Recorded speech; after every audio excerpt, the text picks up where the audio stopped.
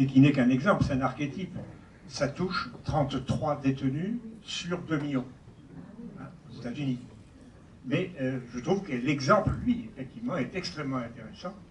Mais effectivement, il faut développer. Enfin, bon, ce n'est qu'un exemple. On pourrait préciser, on pourrait préciser que sur notre planète, un détenu sur 4 est aux États-Unis. 1 sur 4 de toute la planète. Alors, et 1 sur 4 en Chine. Et en préservant que les chiffres, c'est ce que j'allais dire, on ne connaît pas les chiffres des Chinois. Donc là, il faut pondérer ça. Eux, ils sont exécutés. On ne connaît pas le chiffre. Je crois qu'on ne le connaîtra jamais, a priori. Voilà. Et je voulais, par rapport à votre remarque, effectivement, JR a un carnet d'adresse, JR a maintenant une aura, il a un des plus grands galeristes international qui est à Paris. Il a le bonheur d'avoir pu réunir une production très lourde pour faire ce film. C'est Rosalie Varda qui est la principale productrice. Ceux qui le savent, les cinéphiles savent que le dernier film qu'a fait Agnès Varda, c'était un film qu'elle a fait avec JR, Visage Village, si je me souviens bien le titre, que vous avez sans doute vu. Donc par rapport à ce que le tout début de votre intervention, ça m'a rappelé. Moi, j'ai fait partie de cette aventure des années 80, où Jacques Lang et Robert Badinter, ministre de la Justice et ministre de la Culture, faisaient le constat qu'effectivement l'art et la culture étaient très peu présents à ce moment-là dans les prisons en France, et ils ont créé les conditions d'un développement de cela. J'ai fait partie de cette aventure à titre personnel, mais pas à titre collectif même. Et effectivement, on a eu une dotation importante pour faire ça, et pour amener notamment les grands chanteurs de l'époque. C'était en appui avec l'équipe de cette époque du Printemps de Bourges que j'étais. Et donc, on faisait signer une convention à l'artiste, où il s'engageait effectivement à venir gratuitement, ça allait de soi, mais à ne pas faire de publicité sur son acte. Il le signait comme un contrat sur cette histoire-là. Mais là, en l'occurrence, c'est pas simple, parce que effectivement, j'ai pensé la même chose que vous en voyant le film, notamment au début. Effectivement, c'est pas simple de faire la distinction des choses, parce que cette histoire-là n'aurait pas pu se produire. Et elle est géniale, et elle est gigantesque. Elle n'aurait pas pu se produire avec un artiste inconnu, par exemple. J'ai rien contre les artistes inconnus, mais lui, il a permis de générer les budgets. On fait des projets lourds en France, mais jamais des projets de ce coup-là. J'en ai jamais vu en France. Et pourtant, on en a fait des lourds, croyez-moi. Vous avez peut-être entendu parler de l'aventure de Joël Pomera à la Maison Centrale d'Arles, qui aujourd'hui se transforme à l'extérieur. Il y a une dizaine d'années, on a créé un véritable atelier théâtre avec ce metteur en scène assez reconnu maintenant dans les sphères du théâtre en France. Et effectivement, on l'a développé, un truc à la Maison Centrale d'Arles, mais dans le pire des cas, un spectacle coûtait 100 000 €. Je ne sais pas combien a coûté ce film, mais il n'y a aucune comparaison possible. Voilà.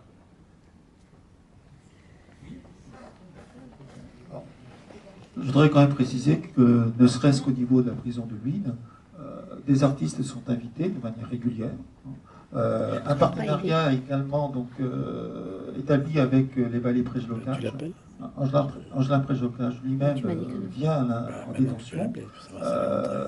Sa petite compagnie, le Guilde, donc le groupement urbain interdansé, intervient également. Et donc, ce n'est qu'un exemple parmi d'autres que je pourrais citer. Sachant donc que les détenus sont bien sûr confrontés à l'art et à différents formes d'art.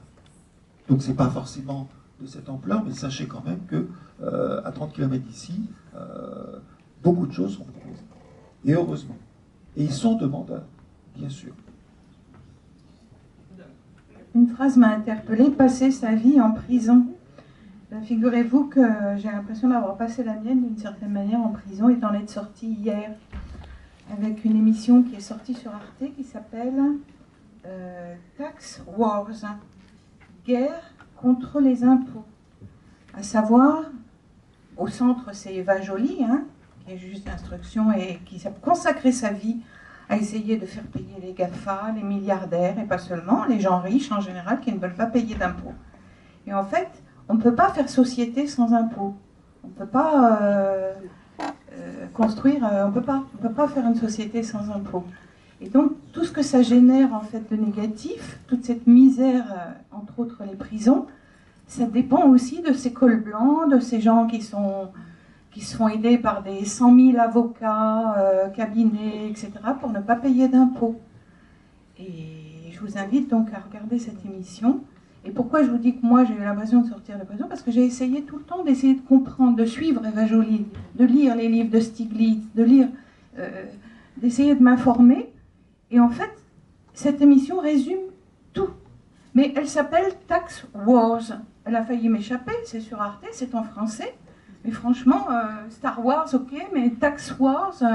donc je pense qu'elle peut vous échapper. D'ailleurs, je parle à certaines personnes qui me disent « Ah bon, on va sur Arte, on n'a pas vu. » C'est 2024, ça vient de sortir. Tax Wars.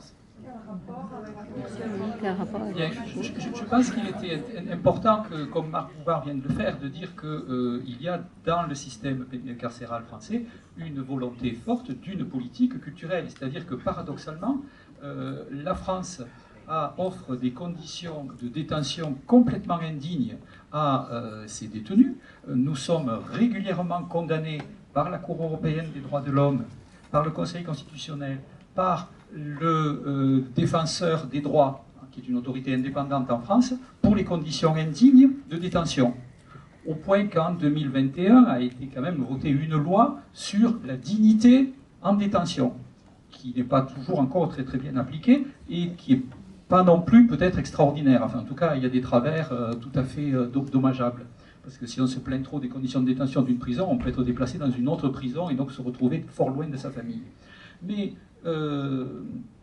donc en même temps, nous sommes un pays qui va proposer des actions culturelles, donc dégager quand même un budget, essayer de créer des conditions pour permettre, comme tu le dis fort bien, de proposer des actions culturelles et artistiques au sein des prisons, et en même temps d'offrir, le mot n'est pas très heureux, de donner des conditions de détention qui sont des conditions indignes, en partie liées à la surpopulation carcérale, puisque la France est le 3e pays européen le plus mal classé pour le taux de surpopulation carcérale.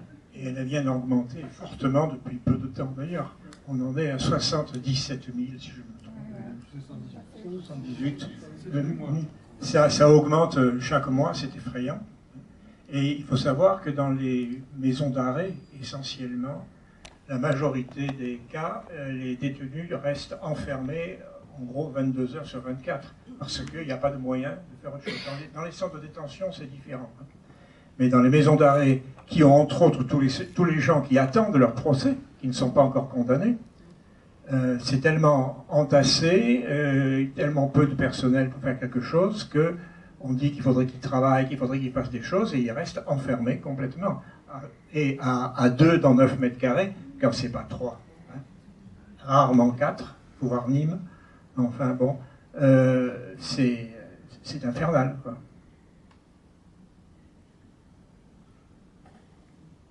En 40 ans, on a doublé le nombre de détenus en France.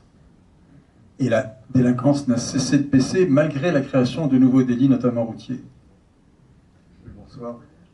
Je voudrais vous poser une question qui est hors sujet par rapport au film. Mais je vous la pose. Mettez le micro très très près. Oui, je vais vous poser une question qui est hors sujet par rapport au film. Mais je vous la pose quand même parce que tous les quatre, vous connaissez très bien l'univers carcéral. Récemment en France, il y a eu une évasion qui s'est terminée de façon dramatique et la presse s'en est fait l'écho.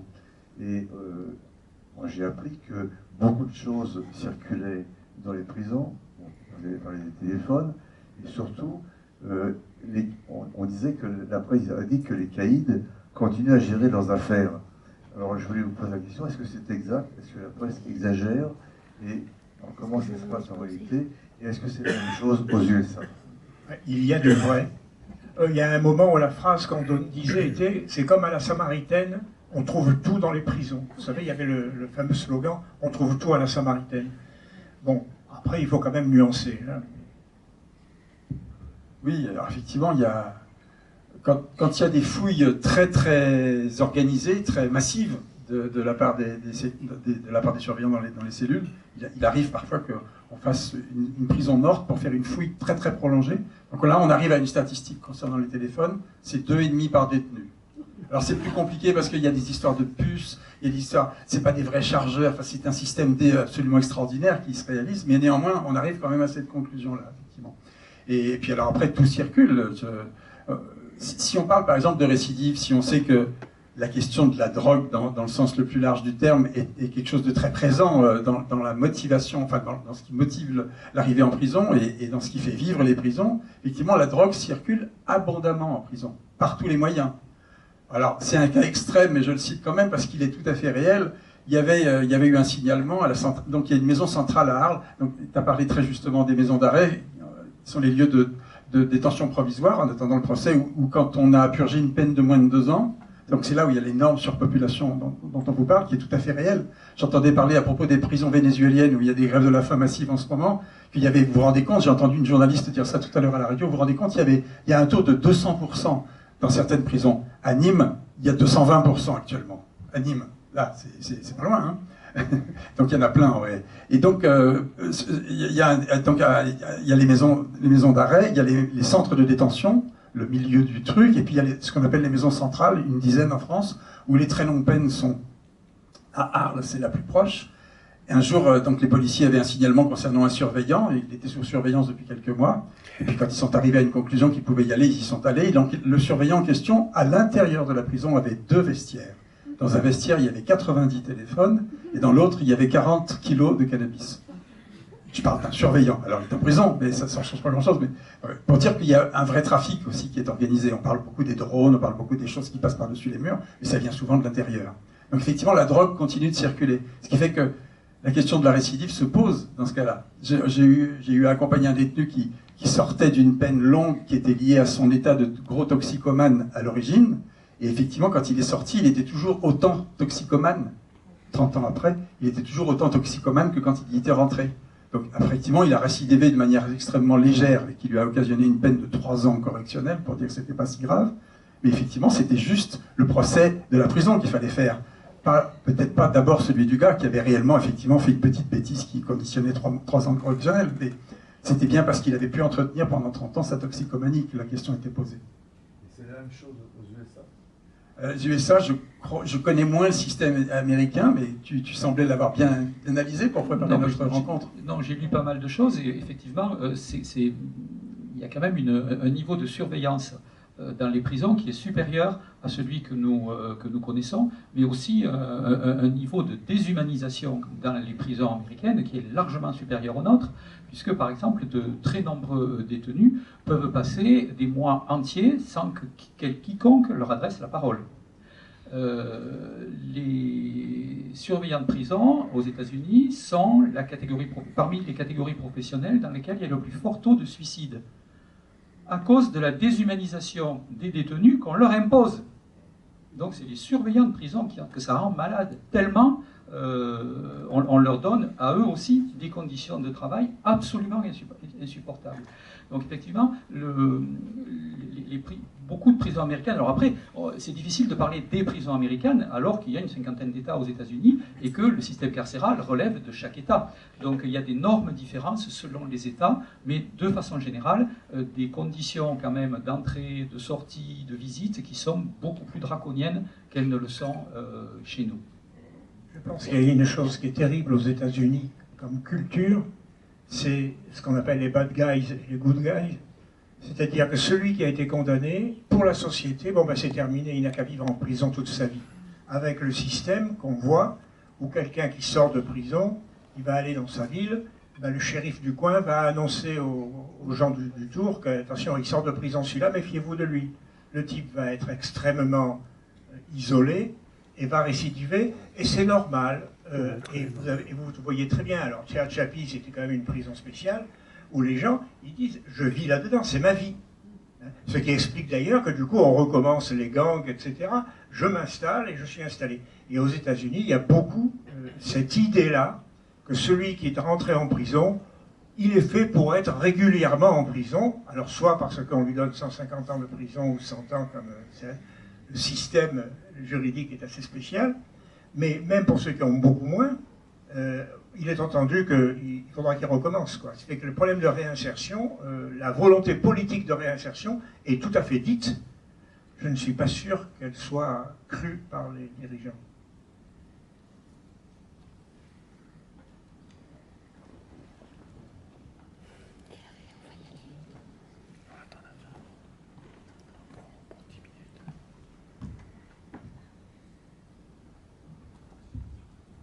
Juste, je voulais dire que le film qu'on vient de voir, bon, est très touchant, il est magnifique, il est idyllique, je dirais. Et justement, quand on parle de la prison, on se dit, bon, alors, JR, il a voulu vérifier son propos du début, où il dit, est-ce qu'un bout de papier peut, si ce n'est changer le monde, mais apporter des modifications dans les relations humaines. Et il est, à mon avis, il est quand même trop lisse, c'est-à-dire qu'on a du mal à croire qu'il est aussi bien rentré en contact que ça avec les prisonniers, qu'il n'y a pas eu plus de heurts, parce que vous dites justement qu'ils sont déshumanisés, et ils sont rentrés dans le projet de manière parfaitement, enfin, il n'y a pas eu aucune opposition. C'est ça juste qui me fait un petit peu, ce qui n'enlève rien à la valeur du film, quoi. Mais bon, je me pose un peu des questions. Alors, Je pense quand même que là, on voit l'état final. Il y a eu énormément de travail en amont. Déjà, ne serait-ce que pour lui, pour qu'il puisse intervenir au sein de la détention. Puis il explique qu'il a choisi, ce sont 33 volontaires sur la prison. Ça veut dire que c'est quand même très, très sélectionné. 33 volontaires et acceptés par les autorités. Donc effectivement, ça peut expliquer que les choses que la mayonnaise est prise. sur le site du film, qui est très complet, et sur lequel on peut avoir accès aux applications dans lesquelles, en cliquant sur la tête d'un détenu, on peut entendre, alors en anglais, son témoignage, qu'on en a entendu quelques-uns. Sur le site, il explique que quelques détenus ont été empêchés a priori par l'administration pénitentiaire de participer à ce projet parce que considérés comme trop violents et susceptibles de le faire capoter, et quelques-uns ont refusé à titre personnel de participer à ce projet parce qu'ils n'en avaient pas envie. Et la question qui est posée là, c'est une question qui est quand même importante parce que c'est aussi ce qui va se passer dans les projets artistiques ou culturels qui existent chez nous dans nos prisons en France, puisque les budgets limités ne permettent, et les conditions de réalisation de ces différents projets difficiles ne permettent pas que tous les détenus qui auraient envie de participer à certains projets puissent le faire. Et donc, ils sont trop souvent sélectionnés pour participer, et même s'ils sont volontaires, de la même façon que de nombreux détenus sont volontaires pour reprendre des études, il n'empêche qu'ils n'arrivent pas à le faire. Parce qu'on n'a pas les moyens, on ne se donne pas les moyens, pardon, de le faire. On pourrait parler du travail en prison, qui est un vrai problème. Même chose pour le travail, qui n'est pas accessible à tous ceux qui le souhaiteraient. Hein. Voilà, un détenu sur 4, précise Jean-Michel. J'avais pas ce chiffre. Voilà. Et encore pas travailler, pas du plein temps. Hein. De quel travail s'agit-il ? De quel travail et pas du plein temps, parce que les statistiques du ministère, c'est quand quelqu'un a travaillé pendant un mois quelques heures, on le considère comme de ceux qui ont travaillé. Qui ont travaillé. Et avec des rémunérations Rémunération maximum 45% du SMIC. Pour les travaux intérieurs, c'est de l'ordre de 15 à 20%. Et le maximum pour l'entreprise, c'est 45% du SMIC. Alors les choses sont un peu évoluées depuis la loi 2021. Depuis janvier 2023. Et l'application, voilà. Voilà, et on parle aujourd'hui de véritables contrats de travail. Non, pas contrat. C'est pas le terme? Non, c'est pas le terme. Non, ils veulent pas. Il est refusé, c'est très caractéristique. Quel est le terme? Je crois que c'est convention, quelque chose comme ça, mais surtout pas contrat de travail. Convention de travail, mais qui leur permet quand même d'avoir des liens avec les entreprises pour lesquelles ils travaillent. Et pour certains, donc, ça se concrétise par une embauche à la suite. Mais je reconnais qu'en effet, malheureusement, le travail n'est pas accessible à tous, parce qu'il faut dire aussi qu'en face, il n'y a pas non plus de contrat signé avec l'administration pénitentiaire par les entreprises pour fournir du travail. Je vous assure que si vous visitiez les ateliers de l'UIN, vous seriez surpris par l'espace qu'occupent ces ateliers au sein de la détention, mais avec malheureusement des lieux vides, parce qu'il n'y a pas non plus de contrat. Alors effectivement, cette question les conditions indignes dont tu parlais tout à l'heure, c'est un travail de l'OIP auprès de la Cour européenne des droits de l'homme. qui a contraint l'État français et qui condamne régulièrement l'État français. Et la question du travail aussi, c'est aussi un travail de fond de l'OIP depuis des années, parce qu'effectivement, il y a quelque chose de très indigne. Alors, les opposants, qu'est-ce qu'ils disent les opposants? Il faudrait qu'ils payent leur gîte, il faudrait qu'ils payent leur couvert. C'est ce que disent les opposés. Il y avait même, il y a quelques années, une députée très très à droite qui avait essayé d'introduire l'idée, un projet de loi à l'Assemblée nationale, disant que les détenus devraient payer leur loyer. J'avais un ami qui était détenu à l'époque, qui avait mis sur sa page Facebook, « Moi je suis d'accord, comme ça si je ne paye pas le loyer, je suis expulsé. » L'histoire est vraie. Et donc la question du travail, effectivement, c'est une question qui est très complexe, parce que donc, il y a le service de la pénitentiaire. Donc il y a des détenus qui font à manger, il y a des détenus qui tiennent la bibliothèque, il y a des détenus qui travaillent même au sein d'un atelier pour l'administration pénitentiaire. Juste un exemple, à la centrale d'Arles encore, que je connais particulièrement, il y a un atelier, un seul, il y en a eu plusieurs, maintenant il n'y en a plus qu'un, les détenus fabriquent, vous êtes assis, les pantalons des surveillants. Ça ne s'invente pas. Voilà.